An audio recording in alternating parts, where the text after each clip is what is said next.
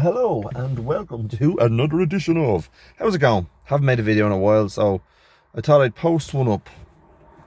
Can you guess what I'm sitting in? Those of you who know will know, and those of you who don't won't. That makes absolutely no sense, as usual, but then again it wouldn't be my video if it did. Anyway, here we are, ladies and gentlemen. Haven't made a video in a couple of weeks, maybe a couple of months, so I thought I'd just give you a look at the one of the latest, which is this fella here. Come on, I'll give you 5 more seconds. See if you can guess what it is. No? Okay. Ladies and gentlemen, welcome to what is the Nissan Figaro. Now, I recently came across this, and it's now in my car. And it's not a bad little car. I have to say, initially when I got it, I didn't like it. I remember these years ago, and I always thought they were just fake wannabe classic cars, you know. And I remember pulling up beside a guy actually in an NB. I was driving an MG. I was driving the GT, and he was smirking at me at the lights, and he was in one of these. And he annoyed me. And being ever mature as I am at my age of, well, I'm closer to 50 than I am to 40. Anyway, very immaturely, I dropped him at the lights like a snot. I just like, boom, shut off. He annoyed me. He was sitting there smirking at me in his Figaro and blah, blah, blah. And I just thought, you know what, pal, it's not even a real classic car. Get lost. And I was like, I just dropped him and off I went. Anyway, that was many years ago. Fast forward to now. It is a classic because it was made in 1991, which makes it 30 years old this year. So lo and behold, what I call the fake ass classic is now actually a classic, which makes me laugh. So here we are. I came across this little fella a couple of weeks ago by chance. I had no intention of ever owning a Figaro, so it was all kind of fell into me lap, to be honest with you. And this is her. I don't know if it's her or him. I haven't made up my mind yet. We have decided on the name, and the name is Figgis, and that's what we call him. Here's a train. My God, sorry about the noise, and I hope it's not going to be windy when I step out. Ladies and gentlemen, Figgis in all his glory. So this is Figgis. I'm sorry about the wind. I don't know if it's going to obstruct the sound of my voice or not, which is probably a good thing with us. Anyway, this is Figgis. So, if you don't know the story about these cars, let me tell you. I think it was they were launched in '89 as a concept, along with 3 other models. Now, don't quote me on any of these facts, because you know I make half it up. They were launched in '89, I think, '88, '89 as a concept, and then they were made in '91. Initially, there was 8,000 of them made, but I think the wind is blowing. There was 8,000 made, but demand was so popular for them that they agreed to make another 12,000. So all in all, they made 20,000. There, do the maths. They made 20,000 Figaros. And demand was so popular, and demand was so high, should I say, that your name had to go into a lottery, and you had to be drawn out of a lottery in order to be allowed to buy one. So, as far as I know, and again, don't quote me on this, there is something like 2008 or 2012 of these little bad boys left registered on the road. Now that's just between the UK and Northern Ireland. As you all know, I'm not in Northern Ireland or the UK. I'm in the standalone Republic of Ireland, down the south. That's where I come from, County Dublin. I'm a Dublin boy, and I don't know how many is registered down there. I wouldn't imagine many, because they are far and few between. But anyway, listen on, I tell you. I picked this fella up, okay, like I said, by chance. Never wanted to own one. It's not my cup of tea. And I've had it for 2 weeks. And like all cars when I get them, I took it and I've driven it for the best part of the 2 weeks. So all in all, I've driven it solid for about a week. And let me tell you something, and I'm going to say this, and I don't say this very often, I absolutely love this car. I love it to bits. I've fallen in love with Figgis, and I'll tell you why. It's feckin' comfortable. It's as comfortable as feck. It has a little automatic gearbox. I love automatics, especially for daily driving. Now don't get me wrong, the Rover P6 and the rest of the cars that I have, and Jesus, you know what, I just looked down, lost me train of thought. I thought I wasn't recording, which would be about right for me. Anyway, I digress. The Rover P6, the Mercedes is automatics. That's why I love the Mercedes so much as well. Maybe I'm just lazy, but I like, my other cars are manuals. GT, the MG, the 500 was manual, the Nissan Micra was manual, the P6 is manual. What else we have? Oh, race car is obviously manual. Anyway, the point of it is, I love automatics. But have a look at this little bad boy. Look at the interior and the styling. Isn't it lovely? Now, there are a few things that we've had to do, and I won't say it's a rolling restoration because it's not that bad. It just needs tidying up. It has its warts. So the steering column was all smashed. I'm trying to source let me tell you something. Let me tell you something before I forget. The parts for these cars are not cheap. All right, there's a place in England that's selling parts, and they charge an arm and a leg. I mean, some of the stuff. There's the train again.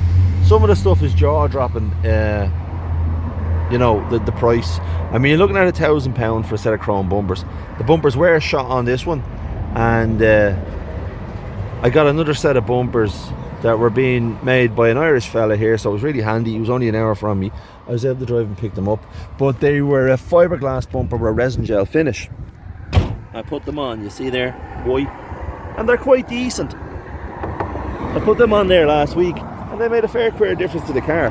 Now the bumpers that should be on there should be chrome, but I ain't paying £1,000 for a set of chrome bumpers. It's not going to happen. These ones are an all-in-one piece. The originals are a 3-piece, 2 corner pieces and a centre piece, and then you've got, of course, your nuts and bolts to go with it. Well, I think the white bumpers are all right. Other things that need doing, I was saying, the steering cowl I'm trying to source, so I've just dickied this around it just to tidy it up. The bottom part of the steering cowl is cracked, so I need to get one of them. There's a couple of studs and fasteners missing. Not the end of the world, I can pick that stuff up. Small blow in the exhaust, I'll sort that out. It's not the end of the world. And the seats, I might take a crack at restoring them myself. I actually got a quote on it, and it was like €700 to have the seats restored. And I mean, they're not bad, like they are cracked, but I mean, it's not the end of the world, and I've always wanted to have a go at doing the seats myself. Although this fella back here, pretty bad. I might just cheat there, and I might just cover that with something nice. The old check blanket. I'm also missing back here a small little cover piece that clips across when you fold the roof down. That's right, the roof folds down. How cool is that?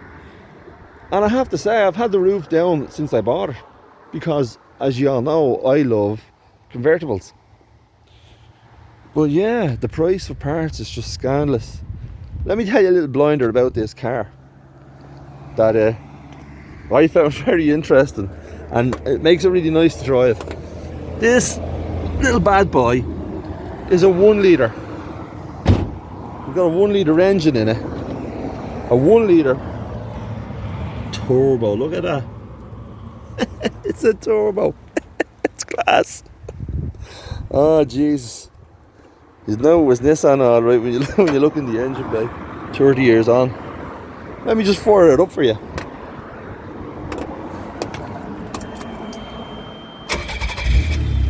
Starts first tip, no problemos.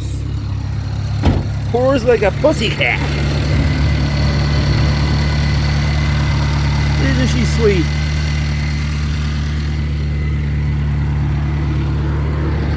Look at that.